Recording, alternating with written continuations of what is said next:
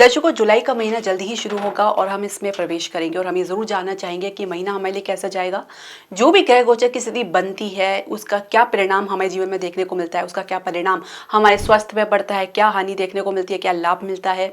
इसके अलावा शिक्षा करियर के लिए जुलाई का महीना कैसे रहेगा, कुछ निर्णय लेने के लिए आप किसी पर डिपेंड हो सकते हैं या इंडिपेंडेंटली सोचना चाहेंगे। कार्य क्षेत्र का माहौल कैसा रहेगा, नई जॉब के लिए प्रयास आपके सफल रहेंगे या नहीं रहेंगे, ये हम समझेंगे। इसके अलावा व्यवसाय बिजनेस के लिए क्या उतार चढ़ाव देखने को मिल सकता है, क्या आपको स्टेबिलिटी देखने को मिलेगी। इसके अलावा आपके प्रेम संबंध यानी लव रिलेशनशिप के लिए जुलाई का महीना कैसे जाएगा, वो भी हम समझेंगे। और साथ ही विवाहित दंपत्ति के लिए जुलाई का महीना कैसा रहेगा। तो हरे कृष्ण दर्शकों, वैदिक एस्ट्रो केंद्र में आपका स्वागत है। मैं ज्योतिष आचार्य पूजा। हमारी मासिक राशि फलादेश की श्रृंखला की शुरुआत हमने कर दी है और हमने अब तक आपको 2 राशियों के बारे में बता चुकी हैं पृथक पृथक वीडियो में। और आज के इस वीडियो में हम जो चर्चा करने जा रहे हैं वो तीसरी राशि है मिथुन राशि। यानी मिथुन राशि की वालों जातकों के लिए जो जुलाई का महीना कैसा जाएगा। जो भी ग्रह गोचर की स्थिति बनेगी, आप अपनी जन्म राशि या लगन के अनुसार देख सकते हैं, जो कि इस प्रकार है। लगन में ही सूर्य और शुक्र जो है गोचर कर रहे हैं। लग्नेश बुध आपके द्वितीय भाव में कर्क राशि में गोचर कर रहे हैं। केतु आपके चतुर्थ भाव में कन्या राशि में गोचर कर रहे हैं। उनके ठीक अपोजिट यानी उनके दशम भाव में मीन राशि में राहु गोचर कर रहे हैं। इसके अलावा अगर हम बात करें शनि की, तो वो नवम भाव में अपनी राशि कुंभ राशि में गोचर कर रहे हैं। मंगल जो आपके एकादश भाव में मेष राशि में गोचर कर रहे हैं, अपनी ही राशि में गोचर कर रहे हैं। बृहस्पति आपके द्वादश भाव में गोचर कर रहे हैं। आप कुछ ग्रह में परिवर्तन देखेंगे, स्थान परिवर्तन देखेंगे। जैसे शुक्र 7 जुलाई को कर्क राशि में यानी द्वितीय भाव में प्रवेश कर जाएंगे, आपके लग्नेश बुध के साथ युति बनाएंगे। मंगल 12 जुलाई को एकादश भाव से निकलकर आपके द्वादश भाव में वृषभ राशि में प्रवेश करेंगे, यहाँ पे बृहस्पति के साथ युति बनाएंगे। उसके बाद सूर्य 16 जुलाई को जो लगन से निकल के द्वितीय भाव कर्क राशि में प्रवेश करेंगे। बुध आपके लग्नेश 19 जुलाई को आपके तृतीय भाव से निकल के यानी कर्क राशि से निकलकर लियो यानी मेष सिंह राशि में प्रवेश करेंगे तृतीय भाव में।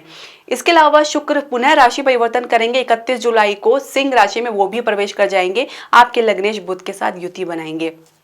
तो इन सब का क्या प्रभाव आपको जीवन में देखने को मिलेगा, क्योंकि सबसे ज़्यादा इंपॉर्टेंट है आपके लग्नेश। इनका स्थान परिवर्तन होकर आपके जीवन में किस प्रकार का प्रभाव डालेंगे, वो हम पूरे विश्लेषण के साथ समझेंगे। साथ ही वीडियो के अंत में हम कुछ आपको उपाय बताएंगे जो बहुत ही आसान और ज्योतिषीय प्रमाणिक उपाय है। तो दर्शकों, शुरुआत करने से पहले मैं आपसे एक निवेदन करना चाहूँगी कि आप हमारे चैनल को सब्सक्राइब करें, बेल नोटिफिकेशन जरूर प्रेस करें। इसके अलावा आप हमारे चैनल को लाइक और शेयर जरूर करें।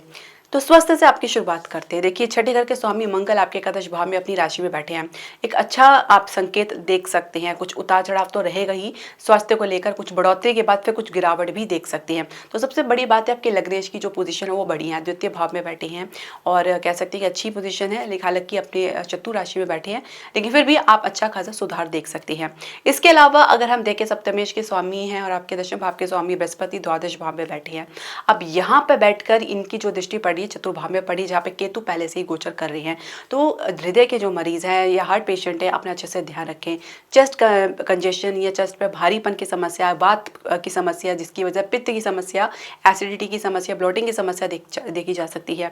इसके अलावा आप कुछ अन्य कफ की समस्या भी देख सकते हैं। तो कुल मिला के आपको अपने भीतर हर चीज़ को बैलेंस करके चलना है। छोटी छोटी बातों पे स्ट्रेस बिल्कुल भी नहीं लेना है, घबराने की आवश्यकता बिल्कुल भी नहीं है। ये छोटी मोटी समस्याएं हैं आप जो देख रहे हैं, धीरे धीरे इसमें सुधार जरूर देखने को मिलेगा, क्योंकि बृहस्पति अभी यहाँ पे रहेंगे लंबे समय तक, पूरे वर्ष इसी भाव में रहेंगे। तो आपको काफी सावधान रहने की आवश्यकता है, क्योंकि केतु और राहु भी आपके चतुर्भाव और दश भाव में ही रहेंगे। तो आपको बहुत कुछ सावधानी बरती, खासकर खान पान को लेकर। शुगर के मरीज है तो अपना अच्छे से ध्यान रखें। आंखों की समस्या बनी हुई है, शुगर की समस्या भी बनी हुई है, इसमें काफ़ी उतार चढ़ाव या फ्लक्चुएशन आप देख सकते हैं। तो खान पान को दुरुस्त रखें। सबसे बड़ी बात यह है कि आपको स्ट्रेस से दूर रहना है, तो उसके लिए आप ध्यान मेडिटेशन ज़रूर करें। श्वास के लिए आप प्राणायाम करें, ये आपके लंग्स को मजबूती प्रदान करता है। इसके अलावा आप हो सके तो छोटा मोटा व्यायाम करें। लेकिन कुल मिला के एक सामान्य ही महीना रहने वाला है जुलाई का आप लोगों के लिए। जो पहले से कुछ समस्या बन रही है तो निश्चित तौर से आपको सावधान रहने की आवश्यकता है। इसके अलावा मंगल की दृष्टि द्वितीय भाव में पड़ रही है, जहाँ आपके लग्नेश बुध ऑलरेडी वहाँ पे गोचर कर रही है। तो अब यहाँ पे क्या कि मंगल की जो दृष्टि द्वितीय भाव में पड़ रही है, तो आपकी वाणी अनियंत्रित हो सकती है, कुछ ऐसा बोल सकते हैं या बोलने में कुछ आपके कुछ संकोच या कुछ कह सकते हैं ऐसा कुछ देखने को नहीं मिलेगा, जिसकी वजह से सामने वाले व्यक्ति आपसे व्यथित या उदास या आपसे नाराज हो सकते हैं। कुछ मनमुटाव भी देखा जा सकता है अपने आसपास या परिवार वालों के साथ। तो हो सके तो नियंत्रण नियंत्रण बना के चलें, बिना सोचे समझे कुछ भी बोले ना, रिएक्ट ना करें, कुछ भी ऐसी प्रतिक्रिया ना दें जिसकी वजह से आगे चल के आपको पछताना पड़े। तो थोड़ा अपने ऊपर नियंत्रण बना के चलें। और सबसे बड़ी बात यह है कि सूर्य जो आपके लगन में गोचर कर रहे हैं, निश्चय ही एक प्रकार की ईगो की समस्या आपको देते हैं, तो उससे भी आपको सावधान रहने की आवश्यकता है। शिक्षा करियर के लिए कैसा रहेगा? देखिए, पंचमेश शुक्र आपके लगन में ही गोचर कर रहे हैं सूर्य के साथ, तो अच्छी एक खासी आप कह सकते हैं एक स्टेटस में वृद्धि आप देख रहे हैं। कला के क्षेत्र में, डिजाइनिंग के क्षेत्र में अगर आप जाना चाहते हैं तो वहां से भी आपको अच्छी प्रगति या ग्रोथ देखने को मिल सकता है। सबसे बड़ी बात है कि एकादश भाव से जो मंगल की दृष्टि आपके पंचम भाव में पड़ रही है और मंगल एकादश भाव में अपनी राशि में गोचर कर रहे हैं, तो लाभ आप देख सकते हैं, विद्या प्राप्ति के विभिन्न मार्ग आपके लिए खुल सकते हैं। इसके अलावा कंपटीशन की तैयारी करें तो निश्चित तौर से उसमें आपको लाभ 100% मिलेगा। आपको मेहनत से पीछे नहीं हटना है, कॉन्फिडेंट बना के रखें। छठे घर के स्वामी जो है वो आपके एकादश भाव में, लाभ के भाव में गोचर करें, तो आप इसका फायदा उठाएं और पूरी तैयारी के साथ अगर आप अपना जो है प्रदर्शन देते हैं तो आपको सफलता जरूर मिलेगी। इसके अलावा अगर हम बात करें कैंपस प्लेसमेंट की, तो थोड़ी निराशा आपको यहाँ पे देखने को मिल सकती है, हताशा हाथ में लग सकती है, अपेक्षित परिणाम आपको देखने को नहीं मिलेगा। कुछ एक आध ऑफर आपको मिल भी रहे हैं तो उसमें भी काफी एडजस्टमेंट, समझौता करना पड़ सकता है। यानी जैसा आप प्लान कर रहे हैं, जैसा आप चाह रहे हैं, वैसा तो उम्मीदों के अनुसार नहीं देखा जा सकता है, कुछ समझौता जरूर देखने को मिल सकता है। अब करियर की शुरुआत करने जा रहे हैं, कुछ इंटर्नशिप के ऑफर आपको मिली हैं, तो उसके लिए आप काफ़ी उत्साहित रहेंगे। आपके भीतर बहुत सारी ऐसी सोच रह सकती है जो कि नकारात्मक भी हो सकती है और सकारात्मक भी हो सकती है। राहु का आपके दशम भाव में और निश्चित तौर से आपकी सोच को काफ़ी हाइटेंडेड कर देता है, काफ़ी बढ़ा देता है। इसके अलावा आपके भीतर संतुष्टि की कमी देखी जा सकती है, जल्दबाजी देखी जा सकती है और हो सकता है कि कुछ इंस्टेबिलिटी की समस्या भी देखने को मिले।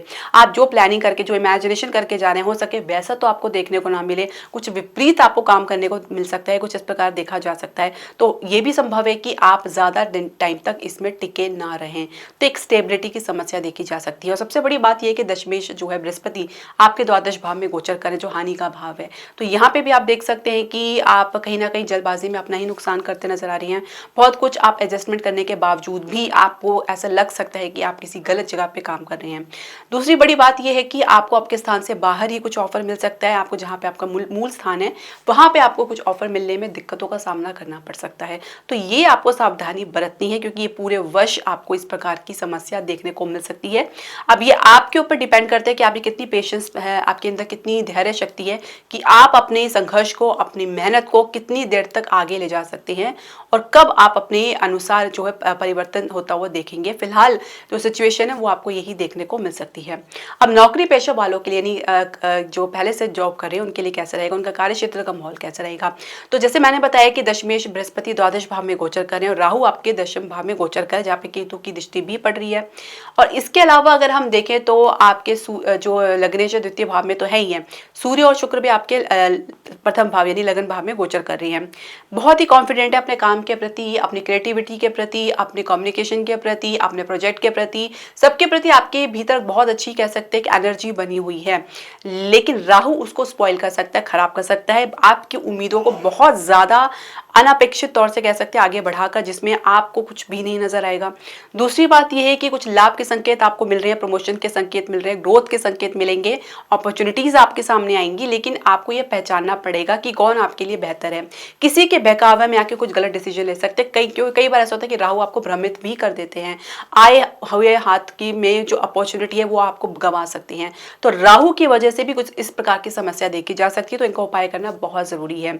शांत भाव में रहें, संतुष्टि के भाव में रहें, तो आपको बहुत कुछ अचीव करने का मौका मिलेगा। नई नौकरी का प्रयास निश्चित तौर से आपको सफलता जरूर दिलाएगा। इसके अलावा आपको मध्य जुलाई के बाद कुछ स्थान परिवर्तन का योग भी बनता नजर आ रहा है। पहले से कुछ ज्यादा आपको अपने भीतर कह सकते हैं कि कुछ परिवर्तन देखने को मिल सकता है।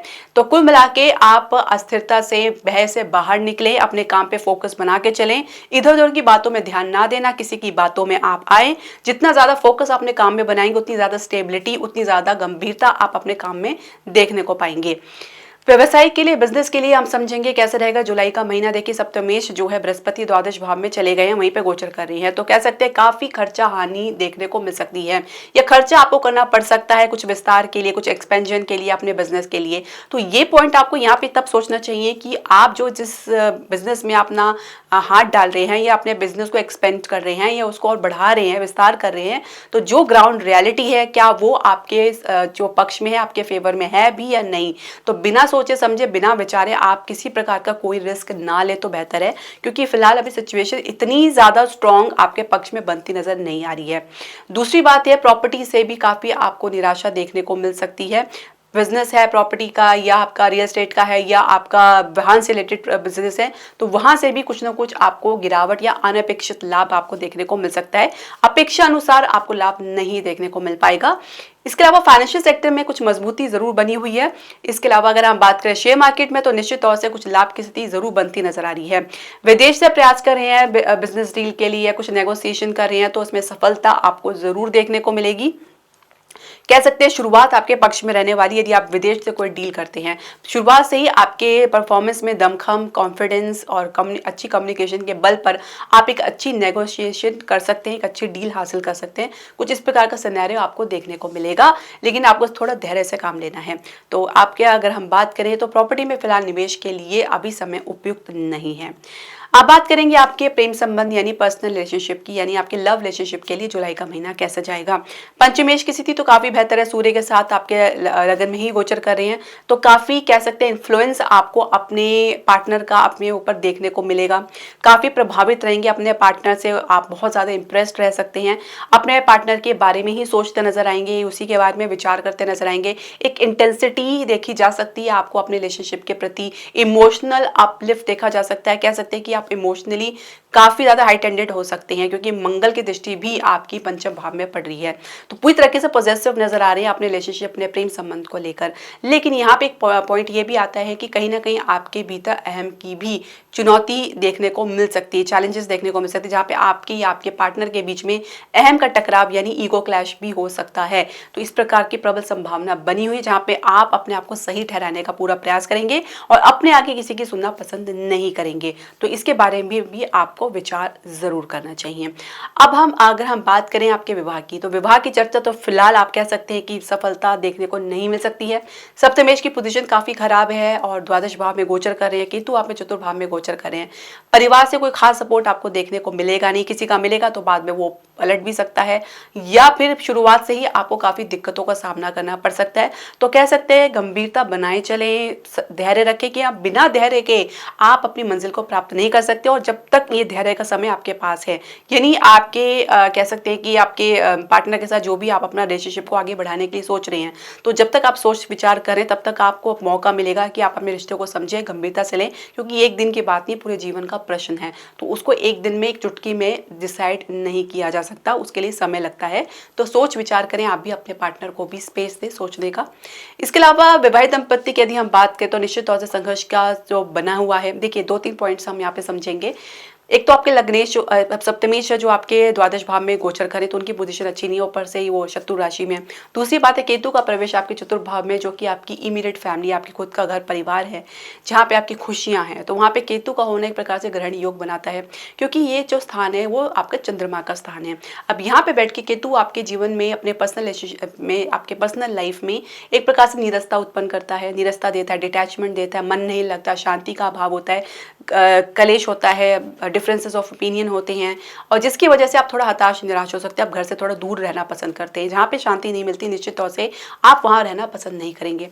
हो सकता है किसी लंबी दूरी की यात्रा पे आप चले जाएं, किसी विदेश की यात्रा पे आप चले जाएं, कुछ नुकसान या खर्चा भी इसके संदर्भ में देखा जा सकता है, जो एक कलेश का कारण भी बन सकता है। तो कुछ इस प्रकार की उतार चढ़ाव देखने को मिल सकता है। संतान पक्ष से निश्चित तौर से संतोष आपको प्राप्त होगा और संतान प्राप्ति का मार्ग काफी सुगम है। अच्छे संकेत आपको मिल रहे हैं, यदि आप प्रयास करेंगे तो आपको सफलता जरूर मिलेगी। आप उपायों की बात कर लेते हैं। देखिए बहुत जरूरी है, जब स्थिति लगन में या आपके चार्ट में जो विपरीत पोजीशन में बैठी हो, स्थिति में बैठे हो, तो उसका उपाय करना नितांत आवश्यक हो जाता है। अब हमारे लिए सबसे जो इम्पोर्टेंट यहाँ पे है, हमारे को वो सप्तमेश को मजबूती देना है। तो उसके लिए आप बृहस्पति का उपाय अवश्य करें। जो भी आप बृहस्पति का करना चाहे, जो भी आप जानते हो उसे जरूर करें। सबसे बड़ा उपाय विष्णु सहस्त्रनाम का पाठ है, यदि आप पढ़ सके हर बृहस्पतिवार को, ये निश्चित तौर से आपको हर प्रकार की समस्या से छुटकारा दिलाएगा। और इसके अलावा हमारी तरफ से एक वीडियो भी बनी है विष्णु सहस्त्रनाम के नाम से, तो आप प्ले लिस्ट में देख सकते हैं। उसके प्रभाव को आप समझिए, उसके बेनिफिट को आप जानिए, तो आप हैरान रह सकते हैं, दंग रह सकते हैं कि बहुत बहुत ज़्यादा इसका जो प्रभाव आपके जीवन में देखने को मिलता है, लेकिन आप नियम संयम के साथ करें। इसके अलावा आपको एक जो बड़ा उपाय वो ये करना है कि दूसरों की भी सुने, अपनी ही सिर्फ ना कहें, ना अपनी ही बोले, ना ही शीघ्र प्रतिक्रिया दें। तो दूसरों की सुनेंगे, समझेंगे, तभी उसके बाद कुछ प्रतिक्रिया दें, हो सकता है आपके विचार बदल जाएं। धैर्य से काम लें, ये आपको ज़रूर फॉलो करना है। तो दर्शकों, आपके जो भी प्रश्न, सजेशन या राय है, आप हमारे कमेंट बॉक्स में ज़रूर डालें। हरे कृष्णा।